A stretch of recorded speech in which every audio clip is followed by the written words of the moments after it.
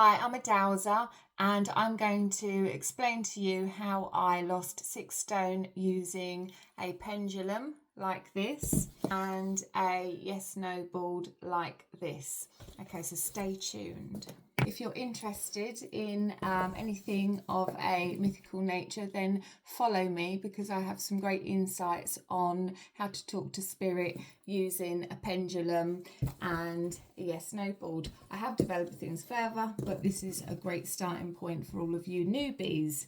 I'm a lifelong fatty most of my life, certainly since my mum died when I was 13, and I weight ballooned and I've been on a diet ever since. In 2020, I discovered dowsing and I used my pendulum to make choices around mainly what I ate. It was just to really test my pendulum's accuracy, and I found that when I followed my pendulum's guidance, I lost loads of weight and I've managed to keep it off.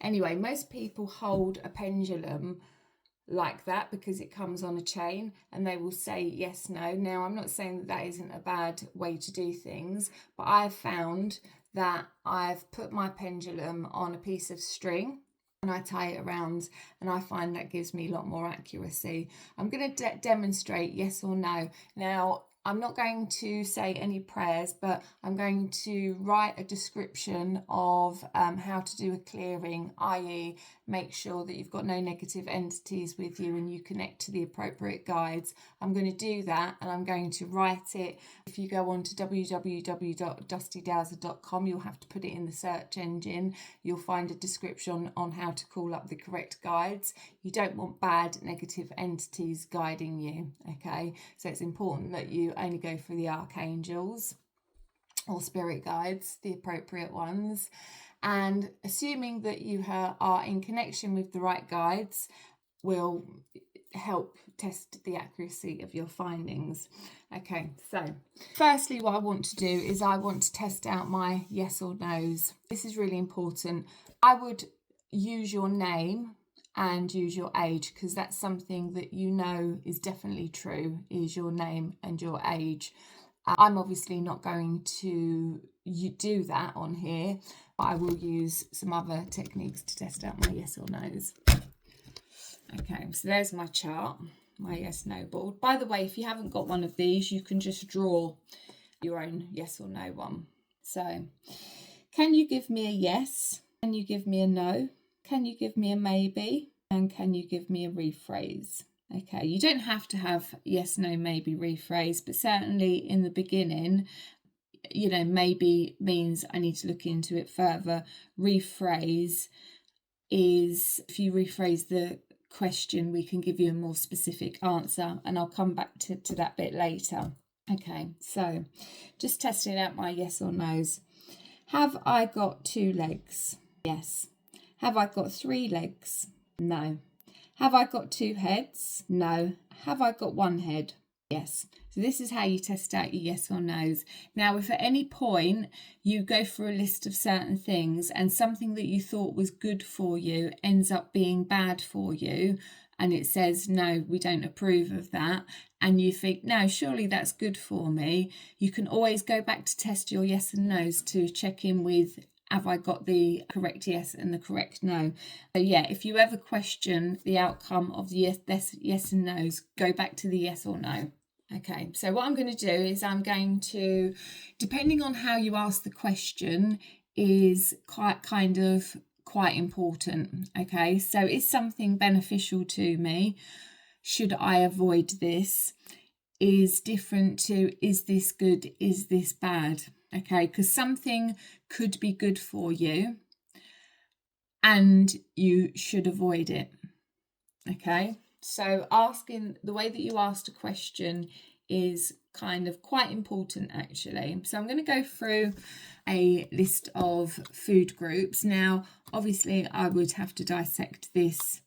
This is a very general thing, and I would recommend that you do things individually. What you're about to eat, for example, what you have in your cupboards are a really great starting point, and that's how I started.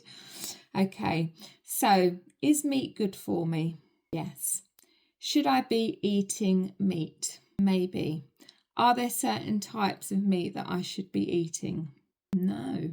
Okay, interesting. I'd have to explore that because I'm actually a vegan. So I would have to explore that more. Is poultry good for me? Should I be eating poultry? No. Is it beneficial to me? Yes. Is fish beneficial to me? Maybe. Should I be eating fish? No. Is dairy good for me? Beneficial to me? Is dairy beneficial to me? No. Should I be eating dairy? No. Is rice good for me or beneficial to me? Maybe. Should I be eating rice? No. Is pasta good, beneficial to me? Yes. Should I be eating pasta? Yes. That was kind of quite a small yes, and I know that they give me like a strong yes. You'll get to know strong yes and a strong no is when it's a very strong swing, it's like a very definite yes more. When it's a weak swing, it's kind of yes but I suspect with pasta it's the quantity. I don't know what those are. Lentils beneficial to me? Rephrase, should I be eating lentils? No. It's funny because they never select lentils, and I think it's to do with the processing rather than the actual plant itself. Some things aren't always that I shouldn't be eating that if the food was in its original form, but because lots of things are genetically modified, and my dowser seems to know that the industries with which they come from have some form of corruption in them that has a negative impact on me and the world globally, it tends to stay away from those things. Anyway, you'll find your own way. So, are beans good for me? Maybe. Should I be eating beans? Yes. Peas good for me? No. Should I be eating peas? Maybe. Are vegetable proteins good for me? No. Should I be eating vegetable proteins? Maybe. Okay, so there was just a few food groups there. Yeah, so I would recommend get a starting point and go from there. Like I say, if you was to get things out of your cupboard and say, is this good for me? Is this bad for me? Or is this beneficial to me? Or is this something I should avoid? That's a really great starting point. And eventually, once you get a really strong response to yes or no's, maybe rephrase, which will help you with your questioning techniques and to break the element down a little bit more, because parts of it might be good for you, parts of it might not, and also the frequency with which you consume these things as a massive important role to play as well.